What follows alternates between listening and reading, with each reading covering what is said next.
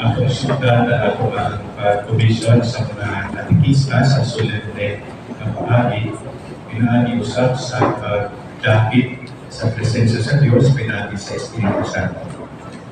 Sa ngalan sa Ama, sa Anak, o sa Espiritu Santo. Amen. Ng utang Diyos, Amahan sa kaluoy, sikin sa nagtuod na ang tanang katawhan maduwas, maana ang kaninyo. Manausap kanimo. Ang mga pastoral na kalibukan sa simbahan na ginahanglan sa kooperasyon sa daghang mga tao aron ang mga nagkalain-laing katilipan, inuman ang matag-usa mulambog ngadto sa kahapton sa pagtuo, pinasikat sa ilang pagsaulo sa liturhiya sa pagtuon o sa ilang pagtuyo. Ang maong pagtuyo gihikay ni ato mga nagtugyan sa ilang kaugalingon alang sa pagpanudlo, dilagdagan sa pulong sa Dios o sa mga pagtulungan sa simbahan. Ang mga katekista nagatudlo ngadto sa uban sa pagdawat o pagpalangko sa pagtubo. Mausap kini mga kamatuoran na ilang nakatunan o ipasulod diha sa ilang kinabuhi, inuman sa kasabulugan sa liturhiya.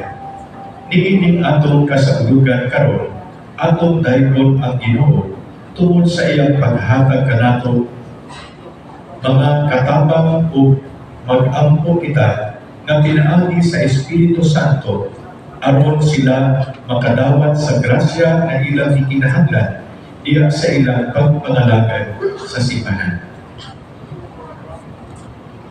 Diha sa ibabaw kung sa kahiladman o ang Espiritu sa Dios naglihok sa ibabaw sa daong sa mga tubig. O mingon ang Dios, mahimo ang kahayag. O diha ang kahayag. O nakita sa Dios ang kahayag nga kini maayo. Ang kahayag midanag sa kainitan, ang kahayag ay gigan sa kahayag. Silaw sa paglaon.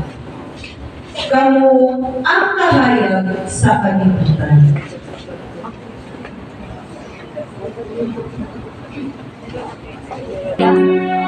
Titi, pwede ra na ipasa. Kay wala, dili naman ni pare sa tong schedule.